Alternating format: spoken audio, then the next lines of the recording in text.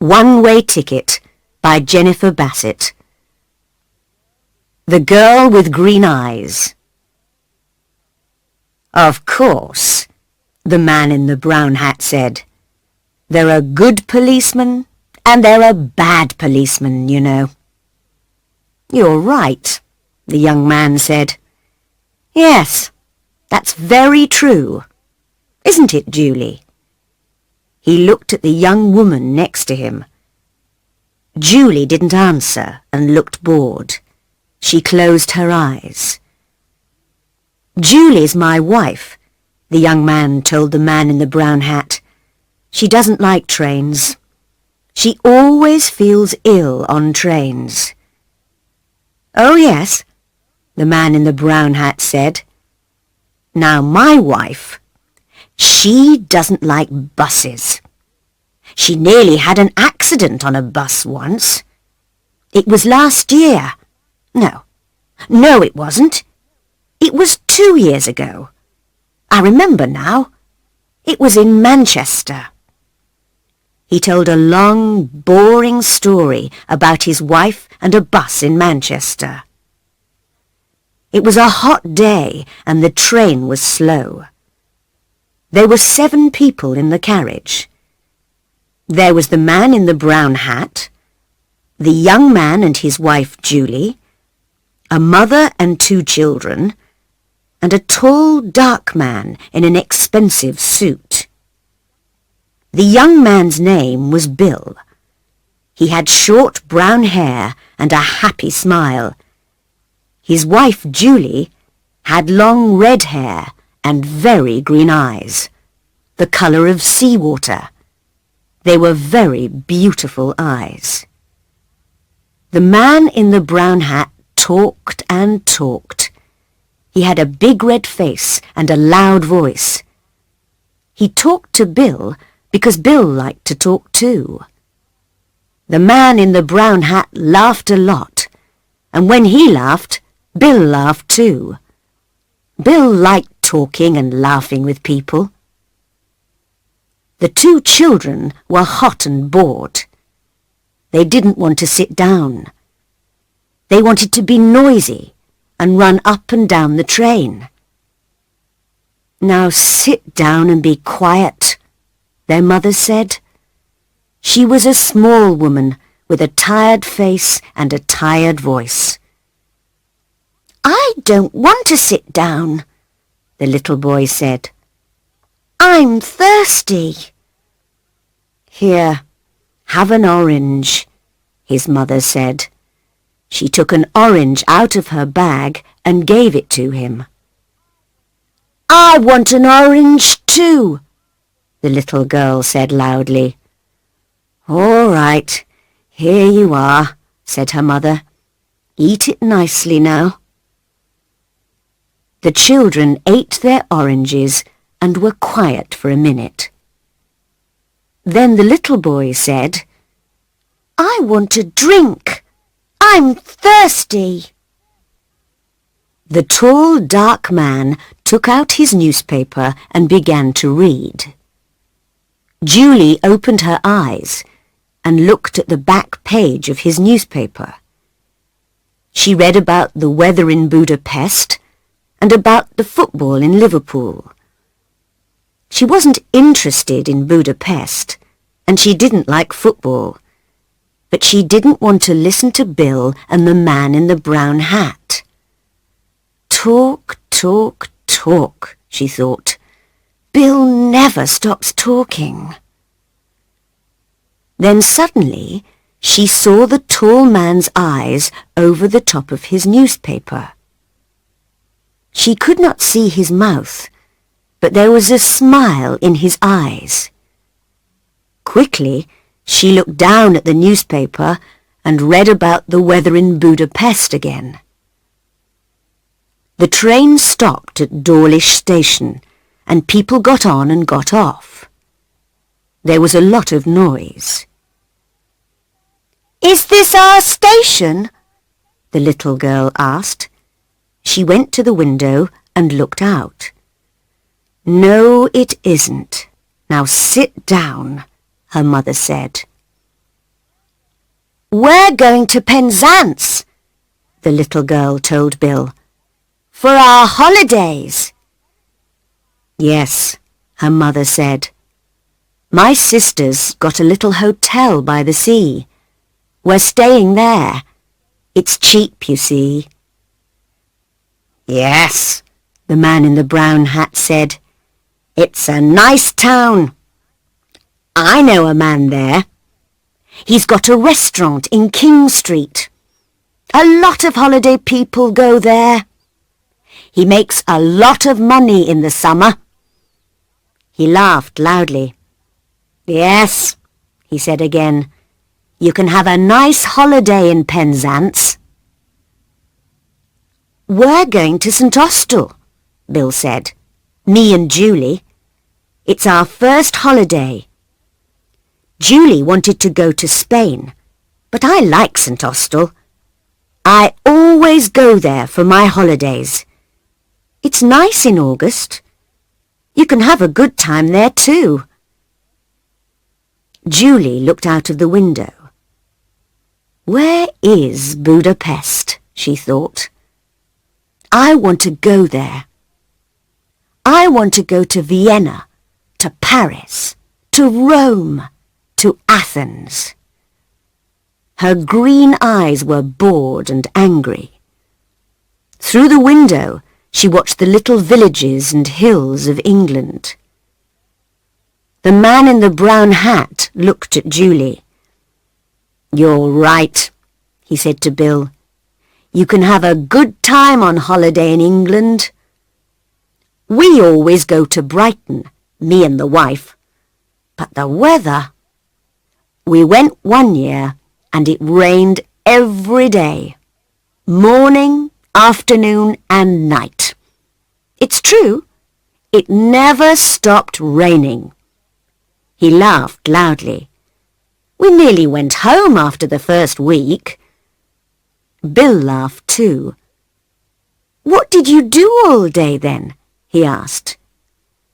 Julie read about the weather in Budapest for the third time. Then she looked at the tall man's hands. They were long, brown hands, very clean. Nice hands, she thought. He wore a very expensive Japanese watch. Japan, she thought. I'd like to go to Japan.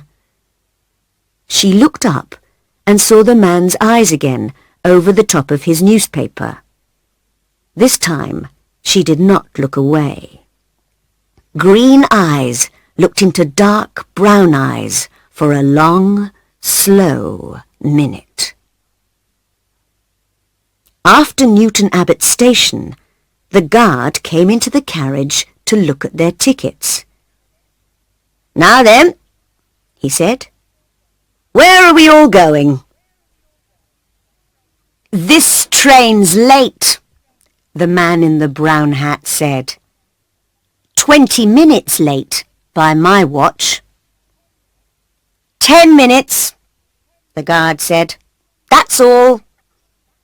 He smiled at Julie. The tall, dark man put his newspaper down, found his ticket, and gave it to the guard. The guard looked at it. "You're all right, sir," he said. "The boat doesn't leave Plymouth before 6 o'clock. You got lots of time." The tall man smiled, put his ticket back in his pocket, and opened his newspaper again. Julie didn't look at him. A boat, she thought. He's taking a boat from Plymouth. Where's he going? She looked at him again with her long green eyes. He read his newspaper and didn't look at her, but his eyes smiled. The train stopped at Totnes Station and more people got on and off. "Everybody's going on holiday," Bill said. He laughed. "It's going to be wonderful. No work for 2 weeks. It's a nice, quiet town, St. Austell. We can stay in bed in the mornings and sit and talk in the afternoons and have a drink or two in the evenings. Eh, Julie?" He looked at his wife. "Are you all right, Julie?" "Yes, Bill," she said quietly. "I'm okay." She looked out of the window again. The train went more quickly now, and it began to rain. Bill and the man in the brown hat talked and talked. Bill told a long story about 2 men and a dog, and the man in the brown hat laughed very loudly. "That's a good story," he said. "I like that. You tell it very well. Do you know the story about—" And he told Bill a story about a Frenchman and a bicycle. "Why do people laugh at these stories?" Julie thought. "They're so boring." But Bill liked it. Then he told a story about an old woman and a cat, and the man in the brown hat laughed again. "That's good too. I don't know. How do you remember them all?" "Because," Julie thought, "he tells them every day." "I don't understand," the little girl said suddenly. She looked at Bill. "Why did the cat die?" "Shh! Be quiet," her mother said. "Come and eat your sandwiches now." "That's all right," Bill said. "I like children." The man in the brown hat looked at the children's sandwiches. I'm hungry too," he said. "You can get sandwiches in the restaurant on this train." He looked at Bill. "Let's go down to the restaurant, eh? I need a drink too." Bill laughed. "You're right. It's thirsty work telling stories." The 2 men stood up and left the carriage. The little girl ate her sandwich and looked at Julie. "But why did the cat die?" she asked. "I don't know," Julie said. "Perhaps it wanted to die." The little girl came and sat next to Julie. "I like your hair," she said. "It's beautiful." Julie looked down at her and smiled. For some minutes it was quiet in the carriage. Then the tall, dark man opened his bag and took out a book. He put it on the seat next to him and looked at Julie with a smile. Julie looked back at him and then down at the book. "Famous towns of Italy," she read. "Venice, Florence, Rome, Naples." She looked away again, out of the window at the rain. 2 weeks in St. Austell, she thought, with Bill, in the rain. After half an hour, the 2 men came back to the carriage. "There are a lot of people on this train," Bill said. "Do you want a sandwich, Julie?" "No," she said. "I'm not hungry. You eat them." The train was nearly at Plymouth.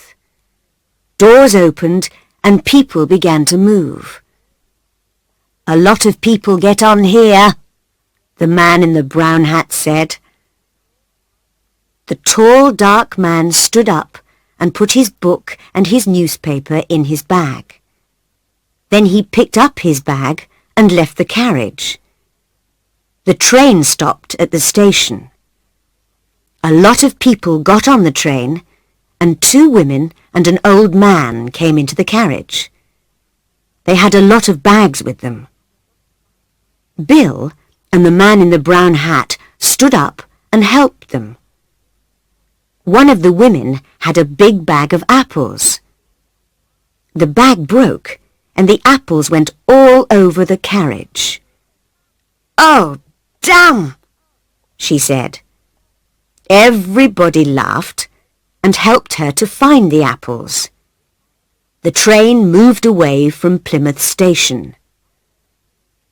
After a minute or two, everybody sat down, and the woman gave some apples to the children. "Where's Julie?" Bill said suddenly. "She's not here." "Perhaps she went to the restaurant," the man in the brown hat said. "But she wasn't hungry," Bill said. "She told me." The little girl looked at Bill.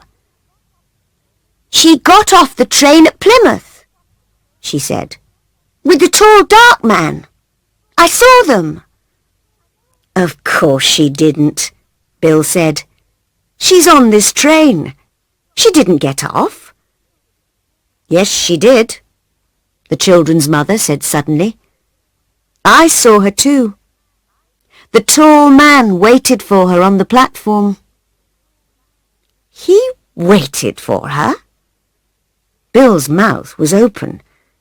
But he read his newspaper all the time. He didn't talk to Julie, and she never talked to him. They didn't say a word." "People don't always need words, young man," the children's mother said. "But she's my wife!" Bill's face was red and angry. "She can't do that!" he said loudly. He stood up. "I'm going to stop the train." Everybody looked at him, and the two children laughed. "No," the man in the brown hat said. "No, you don't want to do that. Sit down and eat your sandwiches, my friend." "But I don't understand. Why did she go? What am I going to do?" Bill's face was very unhappy. After a second or two, he sat down again. "What am I going to do?" he said again.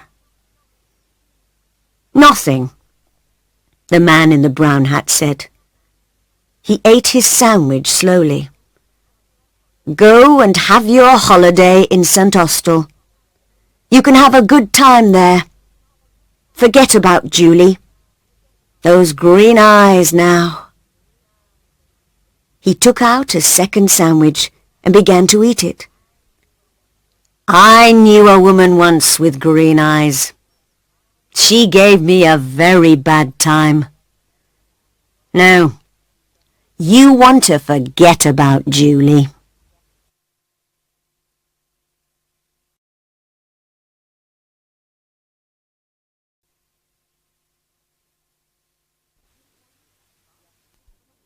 South for the winter. I never stay in one country for a long time. It gets boring. I like to move on, see new places, meet different people. It's a good life, most of the time. When I need money, I get a job. I can do most things. Hotel and restaurant work, building work, picking fruit. In Europe, you can pick fruit most of the year. You need to be in the right country at the right time, of course. It's not easy work, but the money's not bad. I like to go south in the winter. Life is easier in the sun, and Northern Europe can get very cold in the winter. Last year, 1989 it was, I was in Venice for October. I did some work in a hotel for 3 weeks. Then I began slowly to move south. I always go by train when I can. I like trains. You can walk about on a train, and you meet a lot of people. I left Venice and went on to Trieste. There, I got a cheap ticket for the slow train to Sofia in Bulgaria. This train goes all down through Yugoslavia and takes a long time, a day and a half, but that didn't matter to me. The train left Trieste at 9 o'clock on a Thursday morning. There weren't many people on it at first, but at Zagreb more people got on. 2 girls went along the corridor past my carriage. They looked through the door, but they didn't come in. Then an old woman came in, sat down and went to sleep. The 2 girls came back along the corridor and looked into the carriage again. The train left Zagreb, and I looked out of the window for about 10 minutes. Then I went to sleep too. When I opened my eyes again, the 2 girls were in the carriage. They looked friendly, so I said, "Hello." "Hi," they said. "You're American," I said. "Or Canadian, right?" "American," the taller girl said. She smiled. "And you're 23? Your name's Tom Walsh? You've got blue eyes?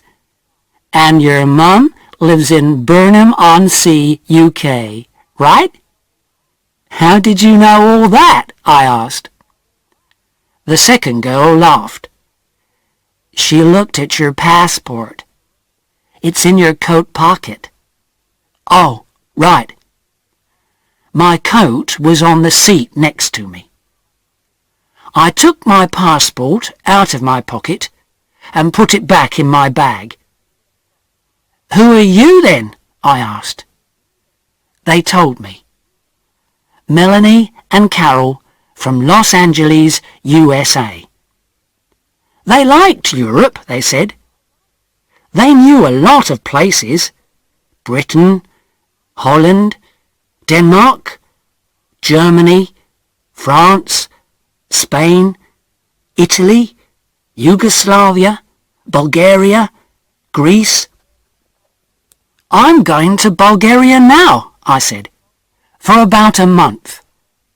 Then I'm going south for the winter. Cyprus, or perhaps North Africa." "Oh yes," they said. "We love Bulgaria. Sofia's a great town. Wonderful." "What do you do about money?" I asked. "Well, you know," Carol smiled. "Sometimes we get a little job, this and that. But what about you?" "Yeah, come on," Melanie said. "Tell us about you, Tom Walsh with the blue eyes and the mum in Burnham-on-Sea. What are you doing with your life, hey?"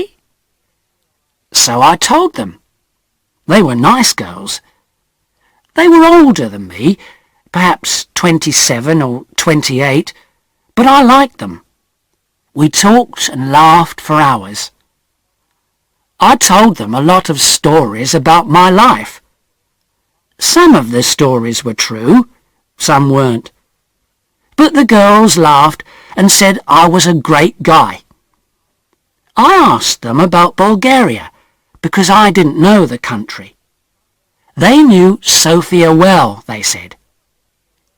"Hey, Carol," Melanie said, "we're staying in Bela Palanka for a day or two, but let's go over to Sofia this weekend and meet Tom there. We can meet him on Saturday night at the Hotel Marmara." "Yeah, it's a good hotel," Carol told me. "Cheap, but good. What do you think, Tom?" "Great," I said. "Let's do that." The train was very slow. We got to Belgrade at 6 o'clock in the evening, and a lot of people got off. There were only me and the girls in the carriage then. The guard came and looked at our tickets and went away again. Carol looked at Melanie. "Hey, Mel," she said, "why don't you and Tom go along to the restaurant? I'm not hungry, and I want to sleep for an hour." Food's very expensive on the train," I said. "I haven't got much money just now. I'm going to get a job in Sofia." "Oh, Tom," Melanie said, "why didn't you tell us? Look, you're a nice guy, right? We're okay for money this week. We can buy you a meal." "Of course we can," Carol said. "And look, in Sofia, we can take you to the best restaurant in town. It's a great place. We love it." What could I say? I was hungry. They had money. I didn't. So Melanie and I went to the restaurant and had a meal. When we came back, Carol was still alone in the carriage. Melanie put her feet on the seat and went to sleep. At Nis, some more people got on the train, and 2 old men came into our carriage. They looked at Melanie's feet on the seat and talked in loud voices. Carol laughed, and Melanie opened her eyes and sat up. "Are we nearly there?" she asked Carol, and looked out of the window. "Yeah, about half an hour, I think." "Why are you getting off at Bela Palanka?" I asked. "What are you going to do there?"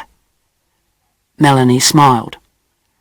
"Find a cheap hotel, meet people, take a look at the town, you know." "Just for a day or two," Carol said. "But there's nothing there." "Oh, well, you never know," Melanie laughed. "See you in Sofia, right? On Saturday night. The Hotel Marmara, okay? 8 o'clock, Carol said. "Don't forget now." "Okay, great," I said. "See you there." The train came into Bela Palanka and stopped. The 2 girls got off and stood on the platform. They smiled at me through the window. "Saturday, 8 o'clock, Melanie shouted. "Okay," I called. They couldn't hear me because of the noise in the station. They smiled again, picked up their bags and walked away. Nice girls. I'm going to have a great time in Sofia, I thought. The train left Yugoslavia and crossed into Bulgaria at 2 o'clock in the morning. Then the train stopped at some village. I don't remember the name. I ate an apple and looked out of the window. Suddenly, there were a lot of policemen on the train. Everybody in the carriage sat up and began to talk. "What's happening?" I said in Italian to the old man next to me.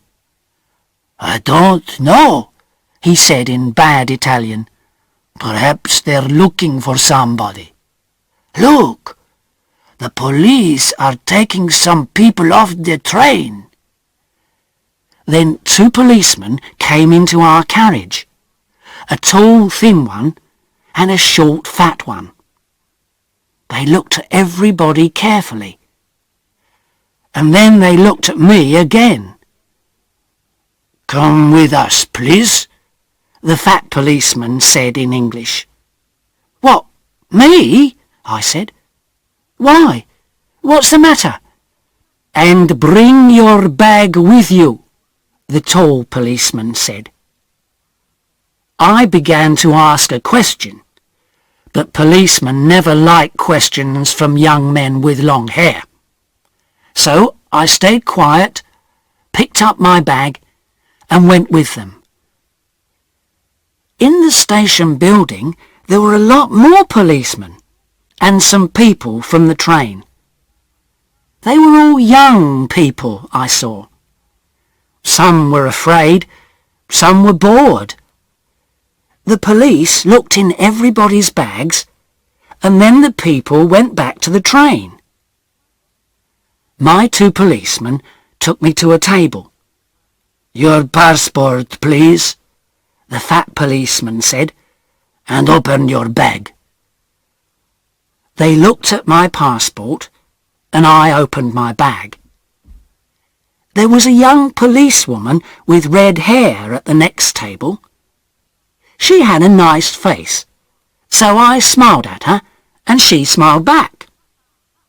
"Aha!" the tall policeman said suddenly. All my dirty shirts and clothes were out on the table. The policeman picked up my bag and turned it over. Onto the table, out of my bag, fell packet after packet of US American dollars. Nice new dollars. $50 notes in big packets. A lot of money. My mouth opened and stayed open. I couldn't find my voice. I was suddenly a very interesting person, and a lot of police ran up to our table and stood behind me. 50,000, 100,000, 150,000. There's $200,000 here, the tall policeman said. "What an interesting bag, Mr. Tom Walsh." I found my voice again quickly. "But it's not my bag!" I shouted. There was a big, happy smile on that policeman's face. "Well," he said, "it's got your name on it. Look." So I looked, and of course there was my name. And yes, of course, it was my bag. So how did 200,000 US dollars get into my bag? "You cannot bring US dollars into this country," the fat policeman said. He had very short grey hair and little black eyes. He didn't smile once. "But I didn't bring them," I said quickly. "They're not my dollars. I never saw them before in my life, and—" There was a lot of noise in the station. I looked out of the window and saw my train. Slowly it began to move. "Hey!" I shouted. "That's my train!" The tall policeman laughed. It was a great day for him. "Oh no," he said. "You're not getting back on that train. You're staying here with us, in our beautiful country." He smiled happily. So, I never got to Sofia on Saturday. I was very unhappy about that. I wanted to have a little talk with Melanie and Carol. Ask them one or two questions, you know. "You're a nice guy, Tom. See you in Sofia, okay? Take you to the best restaurant in town. Yeah, great." And I never got down to Cyprus or North Africa that winter. Oh well, I live and learn. It's not an easy life in prison, but it's warm in winter, and the food's not bad. And I'm meeting some interesting people. There's a man from Georgia, USSR. Boris, his name is. He comes from a place by the Black Sea. He's a great guy. When we get out of here, he and I are going down to Australia. Brisbane, perhaps, or Sydney. Get a job on a ship. Start a new life. Yeah, next year's going to be okay.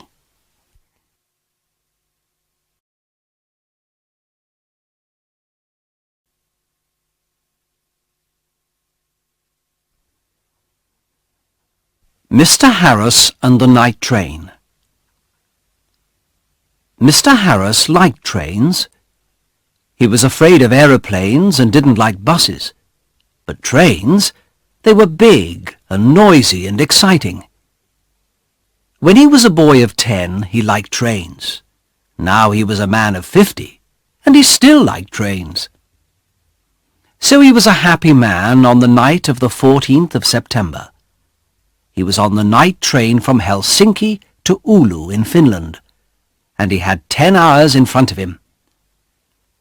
"I've got a book and my newspaper," he thought, "and there's a good restaurant on the train, and then I've got 2 weeks' holiday with my Finnish friends in Oulu." There weren't many people on the train, and nobody came into Mr. Harris's carriage. He was happy about that. Most people on the train slept through the night, but Mr. Harris liked to look out of the window and to read and think. After dinner in the restaurant, Mr. Harris came back to his carriage and sat in his seat next to the window. For an hour or two he watched the trees and lakes of Finland out of the window. Then it began to get dark, so he opened his book and began to read. At midnight the train stopped at the small station of Ottawa. Mr. Harris looked out of the window, but he saw nobody. The train moved away from the station into the black night again. Then the door of Mr. Harris's carriage opened, and 2 people came in, a young man and a young woman. The young woman was angry. She closed the door and shouted at the man, "Carl! You can't do this to me!" The young man laughed loudly and sat down. Mr. Harris was a small, quiet man. He wore quiet clothes, and he had a quiet voice. He did not like noisy people and loud voices, so he was not pleased. "Young people are always noisy," he thought. "Why can't they talk quietly?" He put his book down and closed his eyes. But he could not sleep, because the 2 young people didn't stop talking. The young woman sat down and said in a quieter voice, "Carl, you're my brother, and I love you. But please listen to me. You can't take my diamond necklace. Give it back to me now, please." Carl smiled. "No, Elena," he said. "I'm going back to Russia soon, and I'm taking your diamonds with me." He took off his hat and put it on the seat. "Elena, listen. You have a rich husband, but I have no money. I have nothing. How can I live without money? You can't give me money, so I need your diamonds, little sister." Mr. Harris looked at the young woman. She was small, with black hair and dark eyes. Her face was white and afraid. Mr. Harris began to feel sorry for Elena. She and her brother didn't look at him once. "Can't they see me?" he thought. "Carl," Elena said. Her voice was very quiet now, and Mr. Harris listened carefully. "You came to dinner at our house tonight, and you went to my room and took my diamond necklace. How could you do that to me? My husband gave the diamonds to me. They were his mother's diamonds before that. He's going to be very, very angry, and I'm afraid of him." Her brother laughed. He put his hand in his pocket, then took it out again and opened it slowly. The diamond necklace in his hand was very beautiful. Mr. Harris stared at it. For a minute or two nobody moved, and it was quiet in the carriage. There was only the noise of the train, and it went quickly on through the dark, cold night. Mr. Harris opened his book again, but he didn't read it. He watched Carl's face, with its hungry eyes and its cold smile. "What beautiful, beautiful diamonds," Carl said. "I can get a lot of money for these." "Give them back to me, Carl," Elena whispered. "My husband's going to kill me. You're my brother. Please help me. Please." Carl laughed again, and Mr. Harris wanted to hit him. "Go home, little sister," Carl said. "I'm not going to give the diamonds back to you. Go home to your angry husband." Suddenly there was a knife in the young woman's hand, a long, bright knife. Mr. Harris watched with his mouth open. He couldn't speak or move. "Give the diamonds back to me," Elena cried, "or I'm going to kill you." Her hand on the knife was white. Carl laughed and laughed. "What a sister," he said. "What a kind, sweet sister. No, they're my diamonds now. Put your knife away, little sister." But the knife in the white hand moved quickly, up, then down. There was a long, terrible cry, and Carl's body fell slowly onto the seat. The colour of the seat began to change to red, and the diamond necklace fell from Carl's hand onto the floor. Elena's face was white. "Oh, no," she whispered. "Carl, come back! Come back! I didn't want to kill you." But Carl didn't answer, and the red blood ran slowly over the floor. Elena put her head in her hands, and again in the carriage there was a long, terrible cry. Mr. Harris's face was white too. He opened his mouth, but he couldn't speak. He stood up and carefully moved to the door. The young woman was quiet now. She didn't move or look up at Mr. Harris. In the corridor, Mr. Harris ran. The guard was at the back of the train, and Mr. Harris got there in half a minute. "Quickly," Mr. Harris said. "Come quickly. An accident. A young woman. Oh dear. Her brother he's dead." The guard ran with Mr. Harris back to the carriage. Mr. Harris opened the door, and they went inside. There was no dead body of a young man. There was no young woman. No blood. No knife. No diamond necklace. Only Mr. Harris's bags and his hat and coat. The guard looked at Mr. Harris, and Mr. Harris looked at him. "But," Mr. Harris began, "but they were here. I saw them. The young woman, she had a knife, and she killed her brother." "A knife, you say?" the guard asked. "Yes," Mr. Harris said quickly. "A long knife. And her brother took her diamonds, so she—" "Ah, diamonds," the guard said. "Was the young woman's name Elena?" he asked. "Yes, it was," Mr. Harris said. "How do you know that? Do you know her?" "Yes, and no," the guard said slowly. He thought for a minute, then looked at Mr. Harris. "Elena di Saronelli," he said. "She had dark eyes and black hair. Very beautiful. She was half Italian, half Finnish. Her brother was a half-brother. They had the same father, but his mother was Russian, I think." "Was? Had?" Mr. Harris stared at the guard.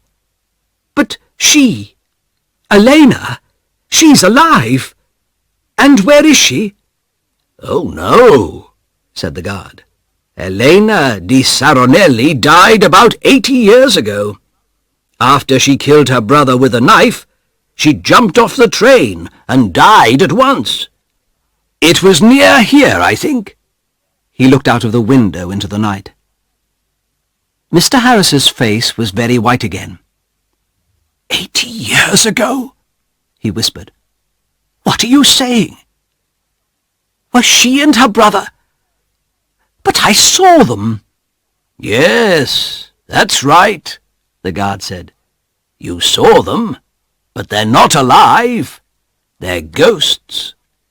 They often come on the night train at this time in September.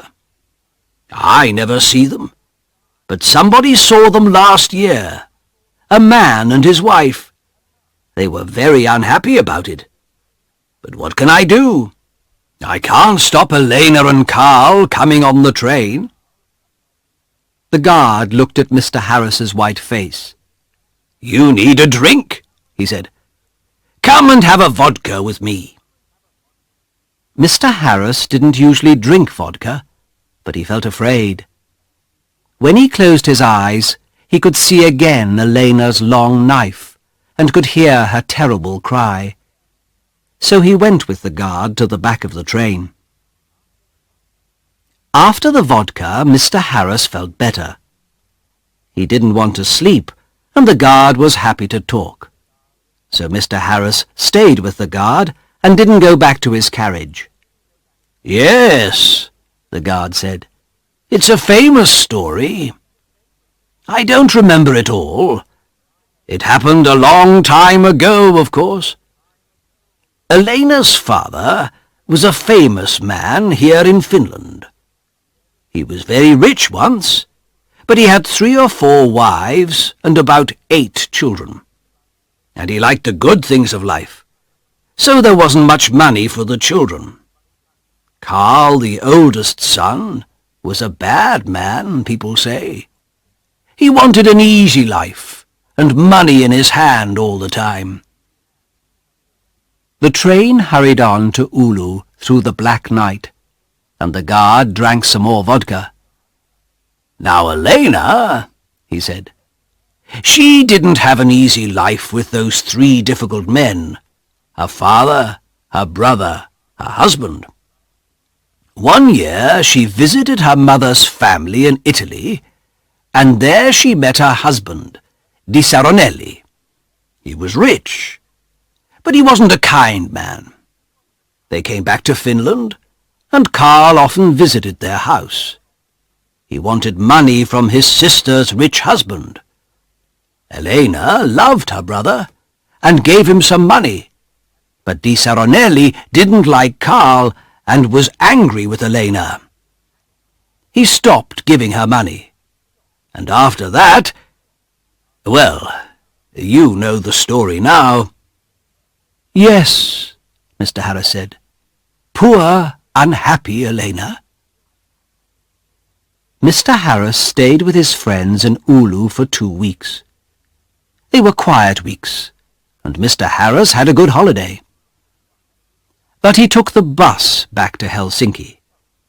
The bus was slow, and there were a lot of people on it, but Mr. Harris was very happy. He didn't want to take the